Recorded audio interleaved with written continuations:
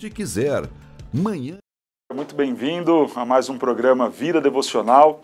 É muito bom estarmos juntos aqui na IPP-TV. É muito bom ter este tempo para falarmos com o nosso Deus, ouvirmos também a sua voz falando conosco. E antes de nós irmos para o texto desta manhã, eu quero orar por você e quero aproveitar também para já dizer a você que o nosso chat está aberto aí no YouTube, para que você mande os seus pedidos de oração e logo mais ao final oraremos pela sua vida. Vamos orar. Senhor, nós louvamos, exaltamos a Ti, somos imensamente gratos ao Senhor por mais esta manhã, por mais este dia em que as Tuas misericórdias se renovaram sobre as nossas vidas. Muito obrigado, Deus, muito obrigado por nos permitir ter esta plataforma onde a palavra do Senhor é comunicada, onde podemos ter este tempo, ainda que à distância, mais de comunhão com os nossos irmãos. Que o Senhor mais uma vez nos edifique, fale aos nossos corações, abençoe a sua igreja e use a minha vida para ser instrumento do Senhor nesta missão, em nome do Senhor Jesus. Amém. Eu quero compartilhar com você o texto que se encontra na carta que Paulo escreveu a Tito, capítulo de número 2, leitura do verso 11 até o verso 14. Tito, capítulo 2, do 11 ao 14. A carta de Tito foi escrita pelo apóstolo Paulo aproximadamente no ano 64 depois de Cristo, um intervalo entre a primeira e a segunda prisão que Paulo sofreu em Roma. Neste tempo, Paulo escreve para Tito, um discípulo seu que iria dar continuidade ao ministério do apóstolo, e escreve para que Tito colocasse em ordem as coisas na ilha de Creta. Creta era uma ilha no meio do Mediterrâneo, fazia a ligação comercial entre o norte da África e o sul da região da Ásia Menor, e Creta era uma cidade extremamente pagã, corrompida, imoral, por ser uma cidade de passagem de muitos navegantes. Então você tinha ali uma mistura de povos, um sincretismo religioso. A palavra sincretismo vem dessa ideia dos cretenses, e então todo este ambiente contrário a Deus fazia com que ser cristão em Creta fosse algo muito difícil. Paulo vai escrever então a Tito pedindo, põe em ordem as coisas lá em Creta. Quando nós olhamos esta carta, o início dela, Paulo tratará justamente com a liderança. Os líderes, aqueles que ocuparão os ofícios na igreja, precisam ter a vida em ordem, precisam ser exemplo, irrepreensíveis para servir bem a igreja e glorificar a Deus por meio do seu ofício. Depois Paulo passa a falar com os homens daquela igreja, depois com as mulheres, com os moços e por último ele fala com os servos cretenses, aqueles que trabalhavam e serviam ali ao povo em Creta. Estes muitos grupos com quem Paulo conversa e dirige a sua palavra, ordenando-os que eles deveriam ter uma vida respeitável, irrepreensível, serem exemplos dentro de uma sociedade pagã e ímpia. Para estes muitos grupos que Paulo fala e comunica, Paulo os desafia a esta vida de santidade. Paulo os desafia a repensarem o seu comportamento. E agora, no trecho que nós leremos, Paulo vai dar as motivações para que, de fato, as pessoas pudessem mudar a sua vida e o seu comportamento. E eu quero ler com você Tito, capítulo 2, do 11 ao 14. Porquanto a graça de Deus se manifestou salvadora a todos os homens, educando-nos para que, renegadas a impiedade e as paixões mundanas, vivamos no presente século, sensata, justa e piedosamente, aguardando a bendita esperança e a manifestação da glória do nosso grande Deus e Salvador Cristo Jesus, o qual a si mesmo se deu por nós, a fim de remir-nos de toda a iniquidade e purificar para si mesmo um povo exclusivamente seu, zeloso de boas obras. Ok, líderes, homens, mulheres, jovens, servos, vivam para a glória de Deus, vivam com excelência, vivam de modo irrepreensível, deem bom testemunho aos homens, sejam vocês respeitáveis, sensatos, as mulheres não caiam aí nos falatórios, se submetam aos seus maridos, sejam boas donas de casa, aos jovens, sejam criteriosos em tudo, aos servos, trabalhem glorificando a Deus com honestidade, com respeito, com obediência. Paulo orientou o comportamento que aqueles crentes deveriam ter. Mas como nos motivar para ter esta vida que agrada a Deus, principalmente quando estamos em um contexto em que nada nos favorece. Se coloque no lugar dos crentes em Creta. Como motivar-se para ser um bom servo, para servir a um ímpio, a alguém mau, imoral, pagão, que não temia Deus, que por vezes tinha atitudes que desonravam ao Senhor e com certeza também traziam muitas ofensas àquele povo? Como você ser crente em um contexto totalmente adverso que te atrapalha a exercer o seu cristianismo? Como ser um referencial de honestidade, de justiça, de bondade, de fazer o bem em uma sociedade em que as coisas não caminhavam da melhor forma ou da melhor das maneiras? Talvez este não seja um problema apenas dos cretenses, seja um problema também meu e seu. Como ser cidadãos melhores diante de uma classe política tão corrompida como a nossa? Como ser um funcionário melhor, de repente, em um ambiente de trabalho onde tudo é feito errado, relaxadamente, numa empresa que talvez não te pague corretamente? Como ser uma esposa, boa dona de casa, que ame o seu marido, quando de repente este marido não é um servo de Deus ou alguém dedicado a ser um bom esposo para a sua mulher? Como fazer as coisas certas quando estamos num contexto em que nada nos motiva a isso? Paulo coloca qual deve ser a nossa motivação. E ele vai falar de 3 coisas aqui no texto em que nós lemos. Ele vai falar que a primeira motivação que devemos ter é a graça salvadora, depois que esta graça de Deus que nos salvou também nos preserva em seu amor, e por fim, a terceira motivação, que Deus garante para nós a glória futura. Vejamos isto no texto. Porquanto a graça de Deus se manifestou salvadora a todos os homens. A primeira motivação que você deve ter para glorificar a Deus por meio das suas atitudes é que a graça do Senhor se manifestou a você de forma salvadora. Observe as palavras que temos aqui. A graça de Deus se manifestou. Quando Paulo usa essa expressão se manifestou, é como se ele estivesse pintando um cenário de uma grande tempestade, de um céu fechado, negro, e de repente, em meio a toda aquela turbulência do mar agitado, de corações sem esperança, em um contexto de desespero, uma luz brilha, o céu se rasga e vem um facho de luz dando uma esperança, um alívio para aqueles que estão em meio à tempestade. A nossa situação era tal qual esta da tempestade. Estávamos na negridão dos nossos pecados, em trevas, mortos em nossos delitos e pecados, quando então vem a graça de Deus e se manifesta. Não havia para nós esperança, o que restava para nós era a condenação, não tínhamos a condição de ir a Deus, não tínhamos a condição de nos salvar, o nosso pecado nos castigou, nos condenou, tirou de nós qualquer tipo de beleza, de vida, de alegria, de paz, e deixou para nós tão somente a escravidão ao mundo, a Satanás, aos nossos próprios desejos maus, quando de repente a graça do Senhor se manifesta. Quando de repente o Senhor vem ao nosso encontro e tal qual a luz que brilha no meio das trevas, o Senhor então brilha em nossas vidas, nos alcança, nos salva. Esta graça não é uma graça qualquer. É claro que a graça de Deus se manifesta a todos os homens no sentido da graça comum. Todos os homens são agraciados pelo Senhor pelo simples fato de viverem, terem saúde, terem o trabalho, terem o pão em suas mesas, e isso vale para o ímpio e também para o justo. Mas a graça que o texto está falando aqui, que foi manifestada a nós, é a graça salvadora. Significa que não apenas as bondades de Deus manifestas nas coisas do dia a dia, mas aquela bondade especial do Senhor em vir e regenerar, dar vida a um coração que estava morto, pegar aquele coração de pedra e fazê-lo pulsar em direção a Ele. Esta graça que se manifestou a nós, esta vida que veio de encontro a um coração morto, deve ser motivação para você louvar a Deus por meio das suas obras. Mas o texto diz que esta graça veio a todos os homens. Ora, pastor, nem todos os homens são salvos. Como assim essa graça se manifestou salvadora a todos os homens?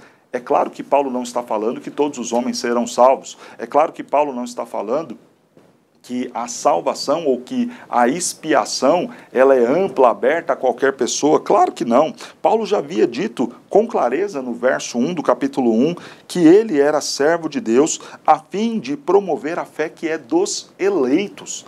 Paulo tem consciência de que esta graça salvadora não é para todos os homens, pensando na totalidade dos seres humanos, mas pensando em todos os grupos de homens, de pessoas que Deus criou para a sua própria glória. E isso fica muito claro quando a gente olha todo o texto. Quando a gente pensa no que Paulo diz do verso 1 ao verso 10 do capítulo 2, ele fala aos líderes, ele fala aos homens, fala às mulheres, fala aos moços, fala aos servos, e está dizendo aqui que Deus se manifestou de forma salvífica para estes grupos. Para os homens da igreja, sim, Deus salva os anciãos. Para as mulheres, sim, Deus salva as mulheres. Para os servos, aqueles mais pobres que estavam ali no meio da igreja, sim, Deus salva pessoas pobres. Para aqueles jovens moços que estavam ali a servir na igreja, sim, Deus salva a estes. Para todos aqueles grupos a quem Paulo havia dirigido a sua palavra anteriormente, Deus se manifestou de forma salvadora. Sabe por que muitas vezes você não encontra motivação para mudar a sua vida, para colocar a sua vida em ordem? É porque talvez você não tenha entendido a graça de Deus se manifestando para a sua vida. É porque talvez você ainda não tenha entendido o quão em trevas, o quão em perigo você estava, o quão desesperadora era a sua situação sem Cristo. Se você não entende a gravidade do seu pecado, você não entende o que é esta graça se manifestando. Se você não se vê em apuros, em alto mar, numa condição de total perdição, você não consegue entender este Deus que vem e aparece, desponta no horizonte para vir e salvar você. Se você não se vê na condição de alguém que está impossibilitado de ir até Deus, você não vai conseguir encontrar motivação para servir a este Deus. Mas se pelo contrário, você entende que não poderia fazer nada, que não havia nenhum mérito em você, que não havia qualquer tipo de privilégio em você para que justificasse Deus te escolher, e entende que isso foi tão somente a graça, a dádiva e a bondade de Deus, então você encontra motivação para mudar. Pare de pensar um pouco que Deus está aí para realizar todos os seus desejos. Pare de achar que você talvez seja o mais querido e o mais amado de Deus e comece a pensar que você foi alvo desta graça. Que foi por amor? Sim, mas não porque haja qualquer tipo de mérito em você, mas porque Deus é gracioso. E quando nós pensamos naquilo que Deus fez por nós, isso nos motiva a mudar e fazer e viver de forma melhor para Ele. O texto segue e nos diz, educando-nos para que, renegadas a impiedade e as paixões mundanas, vivamos no presente século sensata, justa e piedosamente. O Senhor nos salvou, louvado seja Deus por isso. Ele regenerou o nosso coração. Estávamos mortos e Ele nos deu vida. Estávamos distantes e Ele nos aproximou. Estávamos perdidos e fomos achados. Mas e aí? Permaneceremos neste caminho? Será que nós conseguiremos chegar até o final da jornada, amando a Deus, servindo a Ele e então desfrutar da glória futura? O texto nos garante que sim. Porque o próprio Deus educa-nos para que nós vivamos de forma sensata, justa e piedosa. O próprio Deus cuida de nós para que nós não neguemos a Ele. O próprio Deus freia a maldade que há em nosso coração, nos estimula para o bem. O próprio Deus desperta em nós virtudes, nos aperfeiçoa no seu amor, e também isto é uma manifestação graciosa de Deus. Se a graça de Deus primeiramente se manifestou de forma salvadora, agora também ela se manifesta de forma a preservar-nos no seu amor. O Senhor, então, nos educa para que, renegando as impiedades e as paixões, nós vivamos no presente século de forma justa, piedosa e sensata. Veja que o apóstolo Paulo coloca uma série de exigências que aqueles crentes deveriam ter, a forma como eles deveriam viver. E aí ele traz esta mensagem consoladora dizendo, o próprio Senhor vai educá-los para viver deste modo que eu estou recomendando. Mas como isso é possível, pastor? Como que, ao mesmo tempo, a Bíblia me desafia a mudar de vida e apresenta a Deus como sendo o responsável para efetivar esta mudança em meu coração, me educando para viver de forma justa, piedosa e sensata? Como entender isto? Nós precisamos buscar ao Senhor, ler a Escritura, nos responsabilizar em viver de forma mais santa, mais justa, entendendo que à medida que nos aproximamos de Deus, que buscamos ao Senhor, que buscamos ser cheios do Espírito Santo, que lemos a sua palavra, que vivemos em devoção, que lutamos contra o nosso pecado, à medida que fazemos isso, vamos nos tornando cada vez mais cheios e mais cheios e mais cheios do Espírito de Deus, e na medida que o Espírito de Deus toma os nossos corações, ele freia a nossa maldade, ele nos estimula para o bem, ele corrige em nós os comportamentos que estão errados, ele muda a nossa forma de falar, a nossa forma de pensar, a nossa forma de agir. O Senhor passa a educar-nos para vivermos da forma que o agrada. Então entenda qual é o processo. Há aqui sim a soberania de Deus em nos preservar em seu amor, mas há também a responsabilidade do homem de buscar a este Deus para, sendo cheio deste Deus, viver esta vida que o agrada. Entenda que você precisa lutar contra o seu pecado.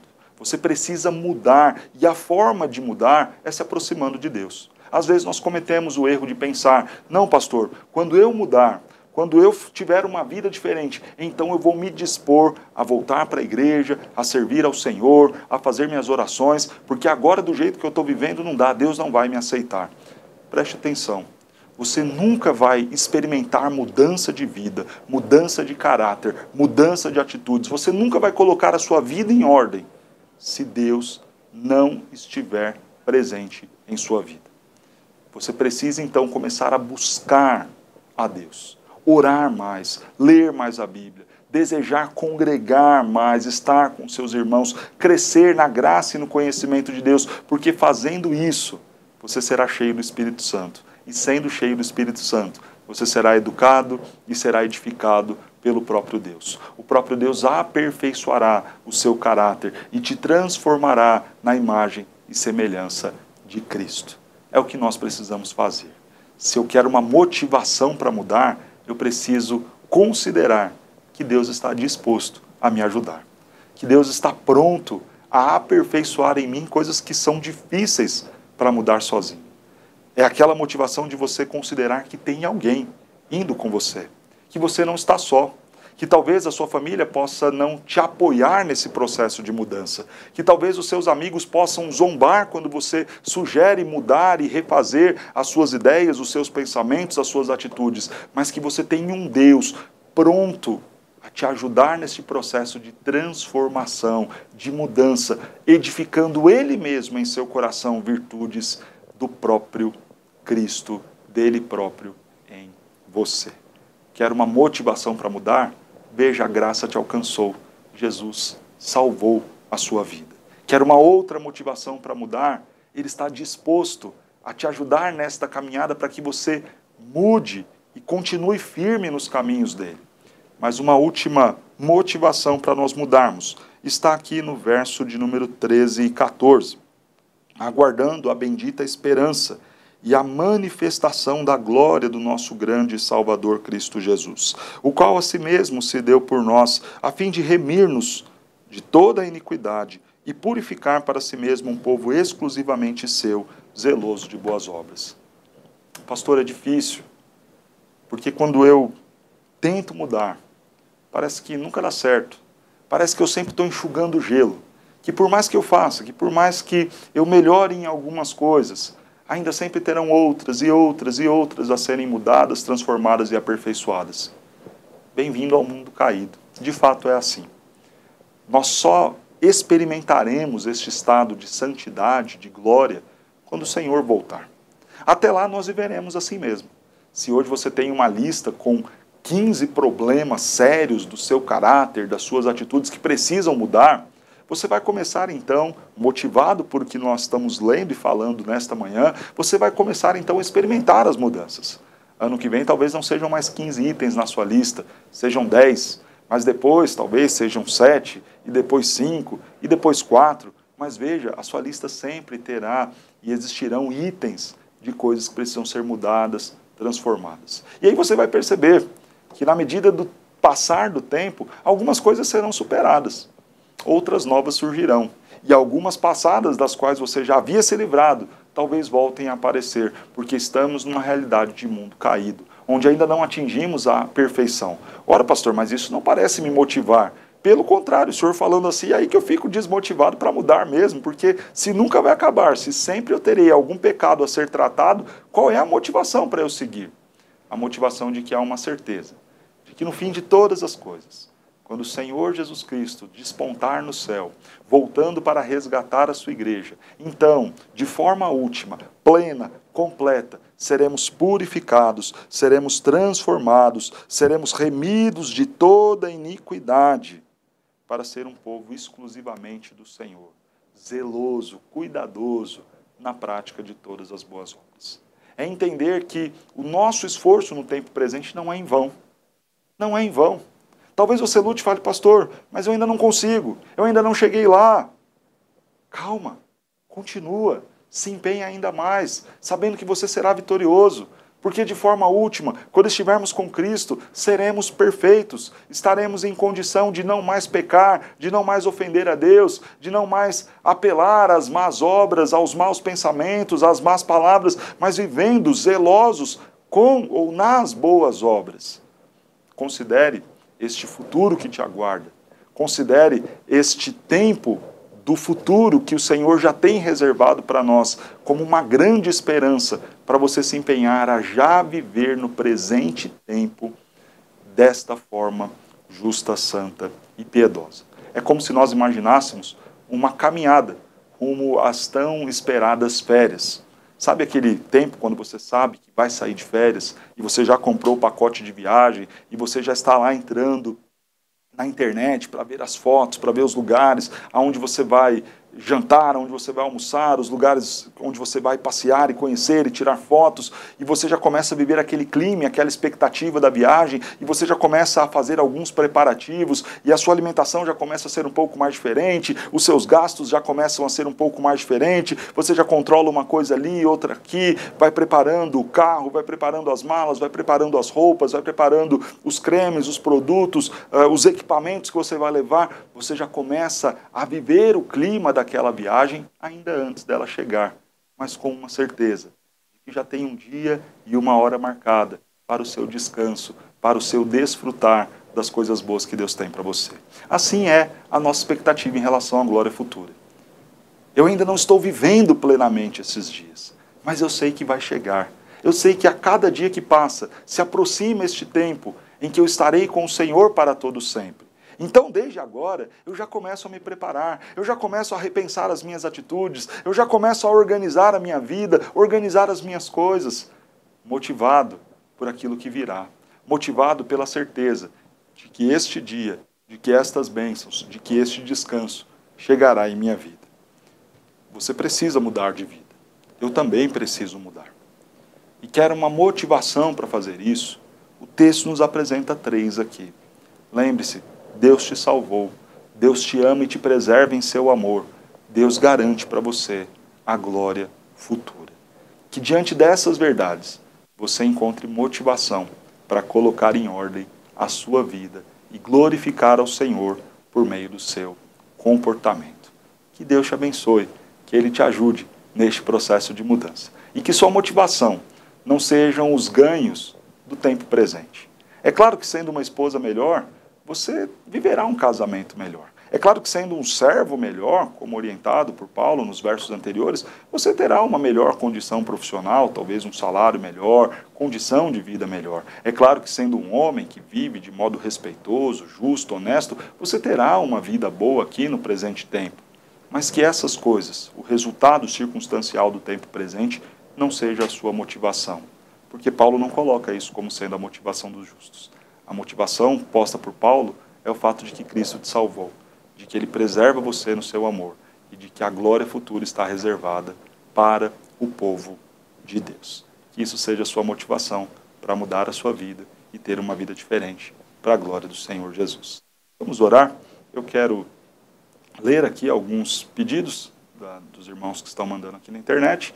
Se eu não conseguir ler todos, você me perdoa, entenda as minhas limitações, mas nós vamos tentar orar aqui pela maioria dos pedidos que nos foram feitos aqui. O Ricardo pede oração pela saúde dele e também a questão da solidão. Vamos orar aí para que Deus cuide, tanto física quanto emocionalmente também, do nosso irmão Ricardo. A Karina pede para que o Espírito Santo ilumine e nos transforme. Sim, vamos orar para que isso de fato aconteça conosco, para que Ele nos abençoe em nome de Jesus. Mais pedidos aqui, a Rosilene pede oração para que Deus abençoe o tratamento dela na depressão. Rosilene, que Deus te abençoe, que você encontre motivação no Senhor para passar por essas dificuldades. A Patrícia pede oração para que Deus a ajude nas decisões que ela precisa tomar, pedindo direcionamento ao Senhor, amém. Que Deus encha você com o seu Santo Espírito e direcione a sua vida. O Gabriel pede pela conversão da família dele, que Deus possa converter e transformar corações em nome de Jesus. A Tereza pede oração pela saúde dela, para que Deus possa abençoá-la, que o Senhor tire essas dores da sua coluna, cure você e que você fique bem, Tereza, em nome de Jesus. Mais pedidos aqui de oração, oração pela vida do irmão Brás, que está internado com Covid, que Deus possa curá-lo, em nome de Jesus. Oração por toda a família da Artêmia, vamos orar para que Deus possa converter esses corações também, em nome de Jesus. Orar pelos irmãos e pelas pessoas lá de Petrópolis, enfrentando as dificuldades aí depois das fortes chuvas, oremos por eles também. Oração para que o Senhor nos visite, venha sobre as nossas vidas, amém? Vamos orar, Karina, nesse sentido, para que Deus possa nos encher. Vários pedidos aqui, pedindo pela família, salvação, família da Maria. O João pedindo oração também pelo neto dele, para que, a oração pela vida dele, para que Deus possa ajudá-lo na luta contra o inimigo. A Josefa pedindo oração para colocar esta fé em prática, crer e descansar no Senhor. Vamos orar, que Deus possa nos abençoar. Vários pedidos de oração aqui, e nós vamos clamar para que o Senhor de fato entre com providência em nossas vidas. Senhor Deus, nós louvamos, exaltamos a Ti, somos imensamente gratos, Senhor, pelos Teus cuidados conosco. Pedimos que o Senhor nos faça de fato viver desta forma justa, santa e piedosa, que nós tenhamos mudança de vida e de comportamento para a glória do Teu próprio nome. Senhor, nossos irmãos estão aqui, se unindo a nós nesse momento, clamando a aqueles, ó Deus, que estão internados, sofrendo problemas na coluna, problemas com Covid e outras tantas enfermidades, que o Senhor possa curá-los, que o Senhor possa alcançar estes corações, estas vidas, e abençoá-las, ó Deus, dando a cura, usando os médicos, os medicamentos, os tratamentos que estão em andamento, para que estes fiquem bem e sejam curados, restabelecidos em nome de Jesus. Aqueles também, ó Deus, que estão sofrendo os problemas emocionais, a depressão, o desânimo, o abatimento da alma, que o Senhor possa consolar, animar, transformar esses corações, esta realidade de vida, motivá-los por meio da Tua palavra, como acabamos de ler, em nome de Jesus. E, ó Deus, tantos foram os pedidos por esta nova vida em Cristo Jesus. Para si mesmos, aqueles muitos que estão clamando, Senhor, ajude-nos a ter este comportamento diferente, esta vida transformada, venha sobre nós, ó Deus, transforma o nosso coração, educa-nos de fato, ó Deus, a vivermos de forma justa, santa e piedosa. E também, ó Deus, aqueles que estão pedindo pelos seus parentes, amigos, familiares que não temem a Ti, alcança esses corações, transforma essas vidas em nome de Cristo Jesus. Pedimos, ó Deus, também por aqueles que estão sofrendo as tragédias desses dias de chuva, pelas famílias, ó Deus, enlutadas dos casos lá de Petrópolis, sofrendo luto, sepultando os seus, consola esses corações em nome de Jesus. Ajude-os, ó Deus, e socorre aqueles que estão desabrigados, passando por necessidades, e usa-nos como igreja Tua para sermos estes braços que levarão o auxílio, o apoio e o consolo também a estas famílias neste momento. Guarda as nossas vidas, ó Deus, santifica-nos, faz-nos, ó Deus, de fato, um povo zeloso pelas boas obras. E volta logo, Senhor, volta para purificar-nos de forma plena e completa, em nome de Cristo Jesus. Abençoe a cada um de nós neste dia que está começando, que vivamos para a sua glória e que encontremos esta motivação na salvação, na perseverança e na glória futura, em nome de Cristo Jesus. Amém. Que Deus te abençoe grandemente, que o Senhor cuide de você, que o Senhor te dê um ótimo dia para a honra e glória dele próprio.